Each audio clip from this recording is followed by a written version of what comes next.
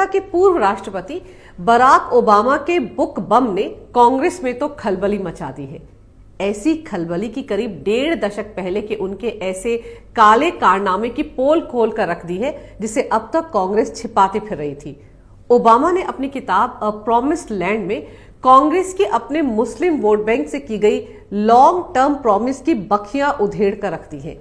कैसे कांग्रेस ने अपने मुस्लिम वोट बैंक के लिए आतंकवाद के साथ समझौता किया, कैसे आतंकवाद को कभी भी इस्लामिक कट्टरवाद से जोड़कर पेश करने की कांग्रेस ने कोशिश ही नहीं की। मुंबई हमले के तमाम सबूतों को सिर्फ और सिर्फ अपने मुस्लिम वोट बैंक के चलते नकार दिया। कांग्रेस के इस पूरे खेल का ओबामा ने अपनी किताब में न सिर्फ पर्दाफाश किया है बल्कि उनके निशाने पर कांग्रेस अध्यक्ष सोनिया गांधी हैं। ओबामा ने अपनी किताब में साफ लिखा है कि कैसे मनमोहन सरकार ने मुस्लिम अपीजमेंट की नीति के चलते मुंबई में हुए सबसे बड़े आतंकवादी हमले तक को नजरअंदाज कर दिया था। 2008 में मुंबई पर हुए अब तक के सबसे बड़े आतंकवादी हमले के लिए जिम्मेदार पाकिस्तान को भारत ने ऐसे क्यों छोड़ दिया? क्यों पाकिस्तान पर हमला नहीं किया गया था? इस सवाल का जवाब अमेरिका के पूर्व राष्ट्रपति बराक ओबामा ने अपनी इस किताब अ प्रॉमिस्ड लैंड में दिया है। 26/11 के इस आतंकवादी हमले ने न सिर्फ पूरे देश को बल्कि दुनिया को हिलाकर रख दिया था।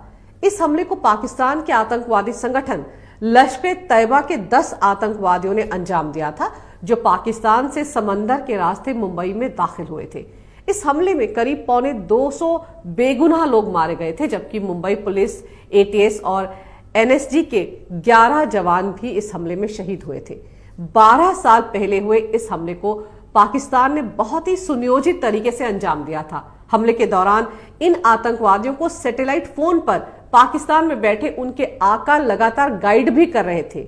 हमले के तुरंत बाद भारतीय खुफिया एजेंसियों को इस बात के पुख्ता सबूत मिल गए थे कि इस हमले के पीछे पाकिस्तान की फौज और वहां की खुफिया एजेंसी आईएसआई का भी हाथ था। इस पुख्ता जानकारी के पीछे हमले में जिंदा पकड़े गए एकमात्र आतंकवादी अजमल कसाब की तरफ से दिया गया इकबालिया बयान, कराची के कंट्रोल रूम में बैठे लश्कर-ए-तैयबा के आदमी और मुंबई हमलावरों के बीच पकड़ी गई कई घंटों की बातचीत थी। इतने सारे सबूत मिलने के बाद जहां पूरा देश पाकिस्तान से बदला लेने की आग में जल रहा था, वहीं उस वक्त की मनमोहन सरकार ने पाकिस्तान के खिलाफ किसी भी तरह की सैन्य कार्रवाई से साफ इनकार कर दिया था। तब हर तरफ मनमोहन सरकार के इस लचीले रवैये पर कई सवाल उठे थे। क्यों पाकिस्तान की इस बड़ी हिमाकत को भारत ने नजरअंदाज कर दिया? अब करीब 12 साल गुजर जाने के बाद अमेरिका के राष्ट्रपति बराक ओबामा ने अपनी किताब में इस सवाल का जो जवाब दिया है वो वाकई बेहद चौंकाने वाला है। उन्होंने लिखा है कि मुंबई हमले के बाद मनमोहन सिंह बहुत डर गए थे। डर इस वजह से नहीं था कि पाकिस्तान भी भारत की तरफ से की गई किसी भी कार्रवाई का पलट कर जवाब दे सकता है, बल्कि डर इस वजह से था कि अगर भारत इस तरह की कार्रवाई को अंजाम देता है तो कहीं कांग्रेस का मुस्लिम वोट बैंक उसके हाथ से खिसक ना जाए और इस बात का फायदा कहीं कुछ महीने बाद होने वाले लोकसभा चुनाव में बीजेपी ना उठा ले। जी हां, सही सुना आपने। बराक ओबामा ने अपनी किताब में लिखा है कि सोनिया गांधी, जो कि उस वक्त यूपीए की चेयरपर्सन थी, उन्हें ये कतई गवारा नहीं था कि इस आतंकवादी हमले को इस्लामिक कट्टरवाद और पाकिस्तान के साथ जोड़कर पेश किया जाए। सोनिया गांधी पाकिस्तान पर किसी भी तरह की कार्रवाई करने के पक्ष में नहीं थी। उन्हें डर था कि ऐसा करने से कांग्रेस अपने मुस्लिम वोट बैंक से हाथ धो बैठेगी और इसका सीधा सीधा फायदा बीजेपी को होगा। बीजेपी तो हमेशा से ही कहती आ रही थी कि पाकिस्तान आतंकवाद की फैक्ट्री है और वो इसी आतंकवाद की आड़ में भारत के खिलाफ प्रॉक्सी वॉर चला रहा है। ऐसे में पाकिस्तान पर हमले की सूरत में बीजेपी अपनी इसी बात को और जोरदार तरीके से उठाती तो कांग्रेस को लोकसभा चुनाव में भारी नुकसान उठाना पड़ता, क्योंकि 2009 में लोकसभा के चुनाव सिर पर थे। ऐसे में कांग्रेस जो 2009 का चुनाव भगवा आतंकवाद के मुद्दे पर लड़ने का मन बना चुकी थी, वो पाकिस्तान पर हमला करके आ बैल मुझे मार नहीं करना चाहती थी और इसीलिए अपने मुस्लिम वोट बैंक को एकजुट रखने के चलते उस वक्त की मनमोहन सरकार ने अपने फायदे के लिए न सिर्फ देश के मान सम्मान को ताक पर रख दिया बल्कि देश की सुरक्षा के साथ भी एक समझौता कर लिया। सिर्फ और सिर्फ मुसलमानों को खुश करने के लिए, उनके वोट हासिल करने के लिए इतने बड़े आतंकवादी हमले पर मनमोहन सिंह खामोश रहे। और इसीलिए बराक ओबामा ने अपनी किताब में मनमोहन सिंह को एक डरा हुआ प्रधानमंत्री बताया है। ये तो वो तथ्य हैं जिनका खुलासा बराक ओबामा ने अपनी किताब में किया है। लेकिन कांग्रेस ने ऐसा क्यों किया? क्यों कांग्रेस को इस हमले में पाकिस्तान का कनेक्शन नजर ही नहीं आया? क्यों कांग्रेस ने इतने बड़े गुनाह के लिए भी पाकिस्तान को बख्श दिया? क्यों कांग्रेस पर पाकिस्तान के प्रति नरम रवैया रखने का आरोप लगता है? इस खेल को पूरा समझने के लिए आपको 2006 और 2007 में हुए कुछ आतंकवादी हमलों को जहन में रखना होगा। गौरतलब है कि यूपीए 1 सरकार के गृह मंत्री पी चिदम्बरम ने 2006 में महाराष्ट्र के मालेगांव में बम धमाके, हरियाणा में समझौता एक्सप्रेस में धमाका, हैदराबाद में मक्का मस्जिद में धमाका और 2007 में अजमेर शरीफ दरगाह पर हुए बम धमाकों के बाद भगवा आतंकवाद का जुमला उछाला था। मालेगांव धमाके के बाद तो मनमोहन सरकार ने कथित हिंदू आतंकवाद के नाम पर साध्वी प्रज्ञा, कर्नल पुरोहित, स्वामी असीमानंद को महाराष्ट्र एटीएस ने गिरफ्तार भी किया था। किस तरह से उन सबको प्रताड़ित किया गया था ताकि वो ये बात कबूल कर लें कि वो ऐसे हिंदू संगठन से जुड़े हैं जो आतंकवादी हमलों को अंजाम देता है। आज इस साजिश का पूरी तरह से पर्दाफाश हो चुका है। खुद साध्वी प्रज्ञा, जो आज भोपाल से बीजेपी सांसद है, उन्होंने कितनी बार अपना दर्द बयां किया है। जरा सोचिए, इस भगवा आतंकवाद की थ्योरी को सच साबित करने के लिए कांग्रेस की यूपीए सरकार ने उस समय महाराष्ट्र पुलिस और महाराष्ट्र एटीएस, एनआईए समेत कई खुफिया एजेंसियों का किस तरह से बेजा इस्तेमाल किया था। मुंबई पर हमला करने आए सारे पाकिस्तानी आतंकवादियों के हाथ पर कलावा बंधा हुआ था और उनके पहचान पत्र भी हिंदू नाम से बनाए गए थे, जिनमें पता भी बेंगलुरु का लिखा हुआ था। यानी हिंदू आतंकवाद की जो थ्योरी यहाँ कांग्रेस के नेता भारत में ना सिर्फ घड़ रहे थे बल्कि उसे एस्टैब्लिश करने में भी पूरी ताकत लगाए हुए थे, उसी थ्योरी को अमल में लाने के लिए, अपने फायदे के लिए, भुनाने के लिए पाकिस्तान भी लगा हुआ था।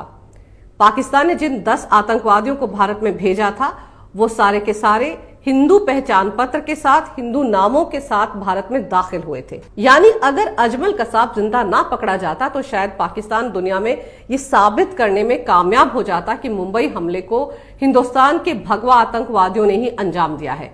तो जो भगवा आतंकवाद की थ्योरी सबसे पहले चिदम्बरम ने उछाली थी वो सच साबित हो जाती। वो तो भला हो शहीद तुकाराम ओमले का, जिन्होंने अपनी जान की बाजी लगाकर कसाब को जिंदा पकड़ लिया था। ऐसे में मुंबई पर आतंकवादी हमले के बाद पाकिस्तान पर हमला करने से तो आतंकवाद के धर्म और मजहब पर खुद ब खुद मोहर लग जाती और यही कांग्रेस नहीं चाहती थी। इसके बाद यूपीए 2 में गृह मंत्री का प्रभार संभालने वाले वरिष्ठ कांग्रेसी नेता सुशील कुमार शिंदे ने भी 2013 में विवादित बयान देकर चिदम्बरम की भगवा आतंकवाद की थ्योरी को फिर चर्चा में ला दिया था। उन्होंने बीजेपी और आरएसएस पर भगवा आतंकवाद फैलाने के लिए आतंकवादी प्रशिक्षण शिविर चलाने का आरोप भी मढ़ दिया था। उन्होंने जयपुर में कांग्रेस के सम्मेलन में कहा था कि जांच के दौरान रिपोर्ट आई है कि बीजेपी और आरएसएस आतंकवाद फैलाने के लिए आतंकवादी प्रशिक्षण शिविर चलाते हैं। गौर करने वाली बात तो यह है कि शिंदे के इस बयान के करीब 1 महीने बाद राहुल गांधी ने यहां तक कहा था कि इस्लामिक आतंकवाद से ज्यादा बड़ी चुनौती हिंदू आतंकवाद है। मजेदार तो यह है कि 26/11 के मुंबई आतंकवादी हमले को भगवा आतंकवाद से जोड़ने की सारी साजिश भी हो चुकी थी और इसके लिए विवादित पत्रकार अजीज बर्नी ने तो बाकायदा 26/11 आरएसएस की साजिश इस शीर्षक से एक किताब तक लिख डाली थी। और मुसलमानों को खुश करने के लिए कांग्रेस के वरिष्ठ नेता दिग्विजय सिंह ने तो 4 कदम आगे बढ़कर इस किताब का विमोचन भी कर दिया था। हैरानी की बात यह है कि कांग्रेस की सरकार के वक्त इस तरह की पुस्तकें लिखी गई और उनका विमोचन तक कांग्रेसी नेताओं ने किया, जबकि उस समय अमेरिका तक ये बता रहा था कि मुंबई हमले में शामिल आतंकवादी पाकिस्तान से आए हैं। बस कांग्रेस के केंद्र में काबिज मनमोहन सरकार को ये ना दिख रहा था ना समझ में आ रहा था। और अगर आज कांग्रेस की उस वक्त की हिंदू आतंकवाद की थ्योरी और अमेरिकी पूर्व राष्ट्रपति बराक ओबामा की किताब में लिखे गए तथ्यों को आप जोड़ेंगे तो समझ में आ जाएगा कि कांग्रेस को पाकिस्तान से इतना प्रेम क्यों है। क्यों कांग्रेस ने पुलवामा आतंकवादी हमले पर पाकिस्तान का बचाव करते हुए बीजेपी पर ही इस हमले को अंजाम देने का आरोप मढ़ दिया था। सर्जिकल स्ट्राइक पर कांग्रेस ने ही सवाल क्यों उठाए थे। क्यों बालाकोट हवाई हमले के बाद सबसे ज्यादा कांग्रेसी परेशान थी। सीएए के मुद्दे को लेकर क्यों कांग्रेस ने हिंदुस्तानी मुसलमानों को बरगलाया। क्यों एनआरसी के मुद्दे पर मुसलमानों को डिटेंशन कैंप में बंद करने के नाम पर डराया और धमकाया। और जम्मू कश्मीर से आर्टिकल 370 हटने के बाद कांग्रेस के नेताओं और पाकिस्तान के नेताओं की जुबान एक जैसी थी। क्यों यहां जो कुछ राहुल ने बोला वही बात इमरान खान ने यूएन में जाकर बोली? आज भी क्यों कांग्रेस कश्मीर में आर्टिकल 370 बहाल करने के लिए बने विवादित गुपकर गैंग का हिस्सा है? पाकिस्तान के नेताओं और कांग्रेस के नेताओं की जुबान एक ही है, ये महज इत्तेफाक नहीं हो सकता। आज ओबामा की किताब ने कांग्रेस को पूरी तरह से आतंकवाद के साथ समझौता करने वाली पार्टी करार दे दिया है और ये तोहमत अब तो बाकायदा सबूतों के साथ लगाई गई है। यही नहीं, इस किताब में राहुल गांधी के आईक्यू लेवल और मनमोहन सिंह को प्रधानमंत्री बनाने के पीछे सोनिया गांधी की कूटनीतिक मंशा का भी खुलासा किया गया है। जाहिर है ओबामा ने पूरी कांग्रेस को एक ऐसा आईना दिखाया है कि वो चाहकर भी इन तथ्यों को नकार नहीं पाएगी। अब भले ही कांग्रेसी ओबामा पर एफआईआर दर्ज करने के लिए कोर्ट का दरवाजा खटखटा रहे हो, लेकिन सच सामने आ चुका है, क्योंकि सच को ना छिपाया जा सकता है ना परास्त किया जा सकता है। अगर आपको मेरा ये वीडियो अच्छा लगे तो कृपया इसे लाइक करें, शेयर करें और हमारे चैनल को सब्सक्राइब जरूर करें। देखते रहिए कैपिटल टीवी। अगर आपको हमारा वीडियो पसंद आया हो तो इसे लाइक करें, हमारे चैनल को सब्सक्राइब करें और हाँ, बेल आइकन दबाना ना भूलें ताकि आप तक हमारे वीडियो की नोटिफिकेशन पहुंचती रहे। आप अपना सुझाव हमें कमेंट बॉक्स में दे सकते हैं। हमारे साथ जुड़ने के लिए शुक्रिया।